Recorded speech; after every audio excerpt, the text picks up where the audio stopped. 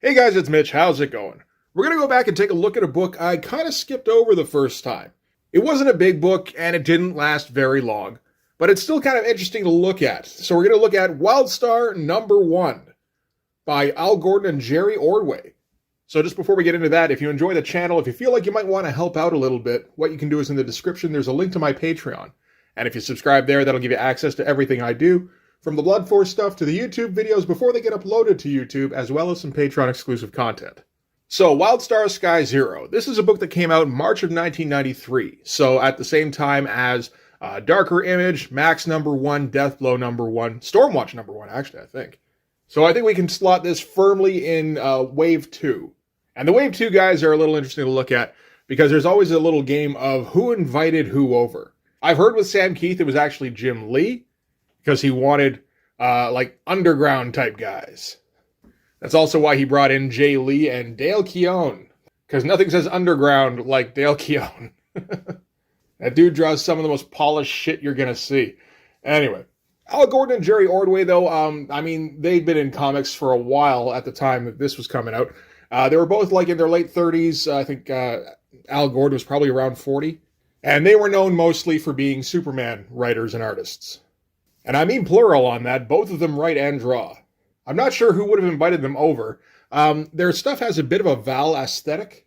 That said, I do know that Jerry Ordway and Rob Liefeld had worked together briefly at Megaton. That was one of the last things Rob Liefeld did for that comic. And that was one of the things that convinced Gary Carlson that that comic didn't have much longer to go. If he couldn't sell a comic that was promoted with a poster drawn by Rob Liefeld and inked by Jerry Ordway, then there was nothing he was going to be able to do to save that comic. Which feels like a bit of a strange conclusion to draw, given that Rob Liefeld didn't have a name. But I guess he saw something in him. I mean, I never did, but, you know, of the two of us, it seems Gary Carlson was more correct. So Jerry Ordway and Al Gordon, they did this comic in between doing issues for DC. So they didn't exactly jump ship or anything. But you wouldn't know it from the quality on this thing, I gotta say. This is going to be a very competently drawn comic. The only problem, of course, is that nobody gave a shit about competence in 1993. People wanted badass. And this, if anything, feels like a comic that is trying really hard to fit the market and falling just short of the mark. We can start here with the cover. They gave these guys all the push they could. So props to them for that. This is going to be embossed with the Chromium logo and the Image logo as well. And the eyes. Very nice. And yeah, so all of this is embossed on cardstock and everything. You know, they're putting some real money behind this, at least to start with. And while it's a fairly cool cover, I remember being a little off-put from the beginning just by how Jerry Ordway draws blood, where it's all these little globules and everything. It's just kind of gross. I think I was willing to give it the benefit of the doubt, though. I know I got issue 2 when I was a kid as well, so I must have been okay with it. Or just, you know, you buy everything with an Image eye, right? So yeah, Al Gordon and Jerry Ordway, co-creators, which apparently was a bit of a problem. There were quite a few copyright issues for this particular title going forward. Al Gordon does the writing, Jerry Ordway does the penciling, Al Gordon does the inks. Ruben Rude doing the colors, and John Workman doing the lettering. So that's all right. So we've got some, like, pros working on this shit. And this is, of course, back when Malibu is still doing all the publishing for them. And this isn't just Wildstar. This is Wildstar Sky Zero. I don't know exactly what that means. I never read enough of this comic to find out, assuming it ever did show up in the comic. But here, you know what? We should take a look through here. So we're going to start off. This is Wildstar here. This is in some kind of dystopian future where people get superpowers through the use of symbiotes. So in Wildstar's case, it's this red star thing on his chest. That would actually be part of the fun of reading this comic, from what I remember, was trying to figure out what exactly was the symbiote on everybody. So we start out with Wildstar running through a ruin of some kind. He's searching for some kind of technology, and he's absolutely exhausted. Interesting line where he's like, sometimes I still can't tell if it's me or the symbiote. As in, which of them is exhausted. And he mentions here how he's on the run from somebody in particular, and just at that moment, he finds whatever he's been searching for after all these years, which is a little strange to open up your comic with, where you're like, okay, we're going to have Wildstar searching for this thing, and instead of showing him on his long journey to find the thing, he's just going to find it right away. So obviously it's going somewhere from there, but it's still like a weird place to start from. And just when he goes to reach for it, he gets booted in the face by somebody here. So this is all very nice looking stuff, really. I mean, like, these backgrounds here are fucking great.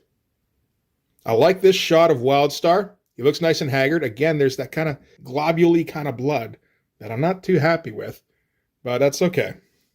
And at the bottom here, this kick, we get our first indication of how this is going to go, because this kick was not very well executed. I mean, it's good in that we can see what happened. It looks like it hurt a bit, but for one thing, to have it at the bottom of the page isn't particularly great. It should be at like the page turn. And you should ideally do it as like a spread across the top here. And I'm pretty sure they didn't want to do that because they had a bit too much story to fit that kind of crap in. But, you know, you got to know what publisher you're working for. Well, we do get a spread here a little bit. So we don't find out the name of this group, but these are the superhumans who have been chasing Wildstar around. We get a few names anyway. We get Free Zone, we get Dead Star, Trans, this one's Jumpstart. I guess those are all pretty good names, although, I mean, Dead Star sounds a little bit 70s, early 80s, but I might just be thinking of Dreadstar. So this guy here who didn't get a name says we didn't really think he'd be careless enough to lead us right to it. So I guess they were looking for it too, although it's hard to say if he was their primary target. It doesn't seem like he is. It seems like the machine is the target. And Jumpstart here keeps trying to lure him to the dark side. You know, like, kind of make this easy. You've already got it. We're all here. We all know how this is going to go. Just join us and it'll all be over. And, you know, you can actually reap some benefits out of this. And she goes to take a kick at him to kind of like convince him that he's not on the winning side here. But he grabs her leg and tosses her away. And we're going to see a bit more that kind of elucidates what I was saying before, where this is a comic that's trying really hard to please the kids, but doesn't quite know what the kids want. So, for instance, we get Jumpstart and Free Zone's outfits, which look like they're supposed to be sexy. They're not exactly. They're more just kind of, you know, revealing. That's it. And that's fine, but without having them be sexy and revealing, then that's not a valuable element that you're adding to your comic. They're just kind of wearing not enough clothes. And again, like stuff like this, the grab of the leg here is a little bit awkward. This thing here too, again, the action right at the bottom of the page and doesn't look particularly impactful. That's it for the downsides. Because, I mean, this stuff here is fucking great. The slight Dutch angle, again, all the detail in the background, making sure all the characters in their ridiculous poses get in there, and nobody's really getting blocked out. That's another thing. Nobody here looks the proper type of cool. It feels like this guy would be closest maybe if he was drawn by Eric Larson. But, I mean, like, Trans here's a fucking pirate. I'm sorry, pirates just are not cool unless it's like, you know, Mark Teixeira drawing Union as a dirty space pirate. And I like this big shot of Wildstar here. Like, he's taking up a whole bunch of real estate. That's some pretty nice stuff. So with Jumpstart out of the way, Wildstar goes in on one of the other guys who didn't get the privilege of a name, probably because Wildstar's going to kill him immediately. Kind of gets him in a headlock and then grabs him by the symbiote, which is stuck to his face, and tears it off. Like, even by image standards at this time, that's going pretty fucking hard. And I feel like that's something they felt they kind of had to do. I'm sure they knew they weren't quite there with the coolness factor. So it's like, okay, we're going to have to up the gore then. And I got to say, that's not a bad strategy. And I love everybody's reaction when he grabs the symbiote, just like, wait, what are you doing? And Transi's like, Wildstar, good God, don't, you know, like, this is just beyond the pale. You don't do this to each other. This is against the rules. Yeah, hardcore shit. And then the symbiote goes running off. This guy's already dead. And he kind of loads up some kind of blaster thing he's getting from the symbiote he's got on his chest and blasts it in half. Not the most dramatic kind of effect. And then after that, that's his like coup de grace shot, as described here. And it's left him completely depleted. But yeah, this shot here, like, it's a cool shot. Like, in terms of drawing. Like, I like this shot. I like most of the stuff I'm seeing so far, to be honest. But it's like, you know, you need that to be the biggest power blast in the world to really sell it. It's like, yeah, we didn't do that. Of course, you do that, you kind of block out everybody else here, and you kind of want them for the reactions. And then at the bottom here, we're going to get the start of something that pops up in here a fair bit, which is a weird use of quotations. So, for instance, I'm going to have to just do the fingers. Sorry, guys. Dead Star here goes, bad move, Wildstar. Using your coup de grace left you wide open. And even at, like, I would have been around 14 when this came out, I guess. I was like, what the fuck are you doing? We don't do this in comics. And I'm sure that, like, Al Gordon knows that. He's worked in comics for a long-ass time at this point. I kind of want to go back and check out some of those old Supermans just to see if he did that there, too. So now that he's out of it again, Jumpstart is going to try and talk him over to her side again. Because, you got no recourse. We're still outnumbering you to like 6 or 7 to 1. It was 8 to 1, but he's slowly whittling it down.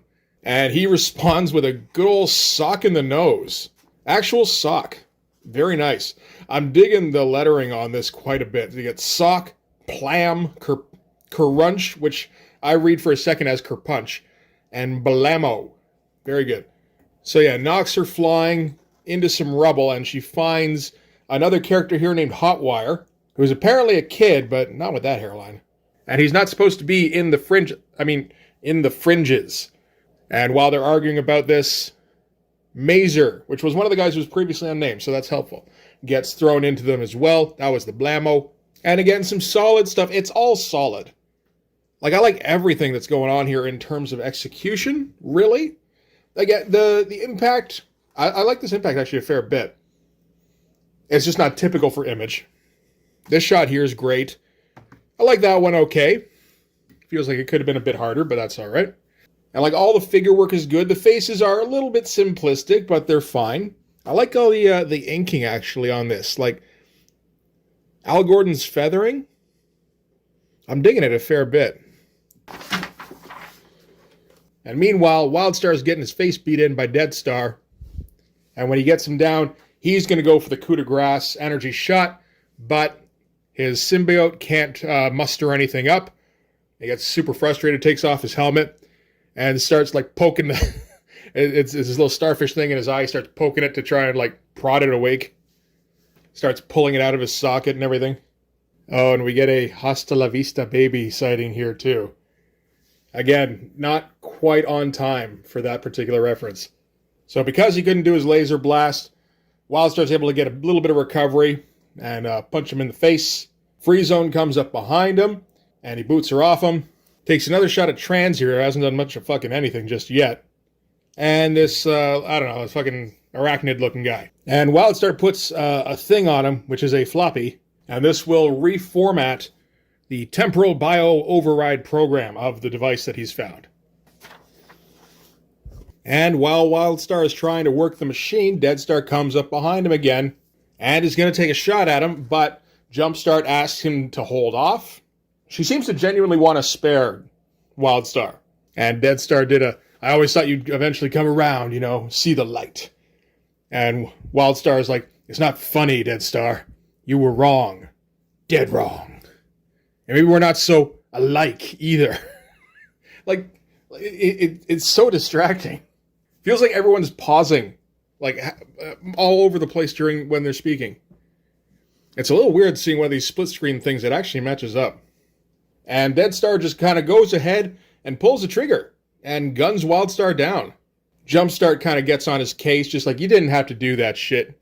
And Dead Star comes back with the worst line in this book, in contention for worst line from Image at this time, which is, you're just ticked because you've always been warm for his form, and he never gave you the time of day. And I think that's around the time when I was 14 when I was reading this book, and I was just kind of like, this book, I don't know. I don't think it's going to cut it. But then Free Zone notices that Wildstar is still alive, because what he's doing is too important to let it end like this. And we find out that the thing he's been searching for is actually a time machine. which they call a temporal phase displacement device. And right at that moment, a ghost lady appears before Wildstar, and he knows her from his dreams, and the Kyoans told him that she's the real Wildstar. And we're getting like a bit of a lore dump here, and it's like, wait, what? I don't know what's going on. Decent stuff, though. Almost Simonson here. And she's like, no, you're the real Wildstar. Really, for real. But she's here to warn him that he's been stuck in a temporal loop, essentially. Which seems to kind of strike a chord with him, where he thinks he's been having dreams about like toy wind-up soldiers just running into the wall over and over again. The problem with the temporal loop, of course, is that you don't know if you should not do what you were going to do or do the thing you were going to do to get out of it. And the hunters here aren't too worried about Michael taking off, because apparently the time machines don't send back anything that's alive, except that he put that floppy thing on him, and apparently that reformats the time machine so it can send back organic matter. And apparently it looks like it's working, because the time machine lights up, Wildstar initiates it, and he's got to get back in time. Always a good moment for a Huey Lewis reference. So now we're flipping to today, and we're flipping somewhere that we don't know where we are. This is Skytech Aberrations? That can't be right. Laboratories. Okay, they cut off the L. And some dude is on the phone with some other dude. And then his son walks in and says, hey, say hi to that other dude. And dude who's on the other... See, like, I'm already getting... Like, I don't know what's going on now. I don't know who anybody is. We know this is Mickey. Okay, the guy on the other end of the phone is Doug. And Doug is telling... I don't know, this guy, that they found some kind of device that they think might be a time machine. And then some tremor starts going off, and all of a sudden Doug on the other end kind of cuts out. And then the earthquake kind of kicks into high gear, shakes the building pretty heavily, but when they do a reading, they find out it wasn't an earthquake. They speculate whether it's maybe, something nuclear, like a bomb going off, and it doesn't seem to match that kind of signature either. All this stuff is fine. It's kind of boring, but it's like, again, very competently drawn. And smart to put it in the middle of the book, at least after the action stuff. And there's a bunch of kind of techno speak, but the upshot is basically they've got to get a team out there to see what the fuck just happened. And apparently the call that the dad here gets is from the President of the United States, who's calling to tell them that there's going to be transport waiting for them at the airport. And they're going to fly to Intersci Labs, which is where Doug was. And they're going to be sent as the point team to investigate whatever the incident was. So, quick response there. But we find out that Intersci Labs has completely disappeared off the map. And then we get this nice shot here of, it looks like circular, divot carved out of the rock here. And where Intersci Labs was, it's just this ruin. So anyway, they land in there. I guess that's a helicopter. Okay. I mean, it's fine. It fits in fine with the style. Again, it doesn't look like a helicopter, but it does look like it fits in the world. So they land, and they start in taking some readings. The kid's there as well. So I guess he's part of the team? I don't know. It doesn't make a lot of sense. And he's going to be doing some scouting around while they take their tech readings. So preliminary readings show that there is some background radioactive residue, which would confirm something nuclear happened here. And this guy here says that, but what the machines seem to be implying is that whatever nuclear happened here happened 30 years ago. And they don't really elaborate much in the story here, and I haven't read the next couple of issues, but I'm guessing what that means is that this is the same location we saw at the beginning of the issue, only 30 years later.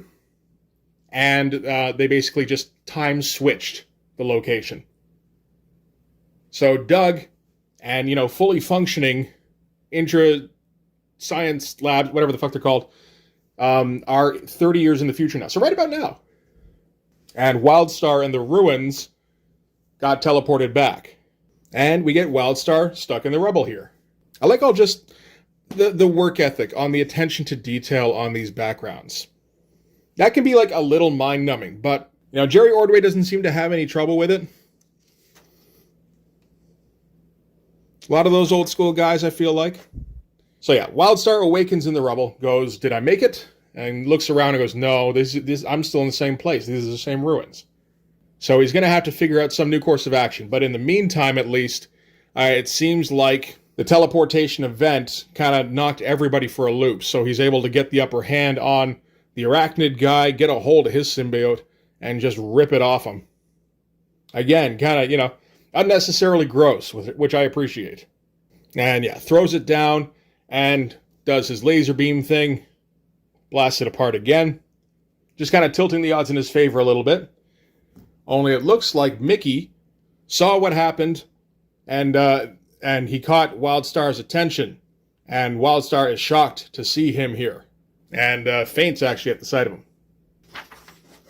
So when Mickey tries to tend to Wildstar, the symbiote on his chest kind of warns him off and just like swats at him, like bats at him, and hisses.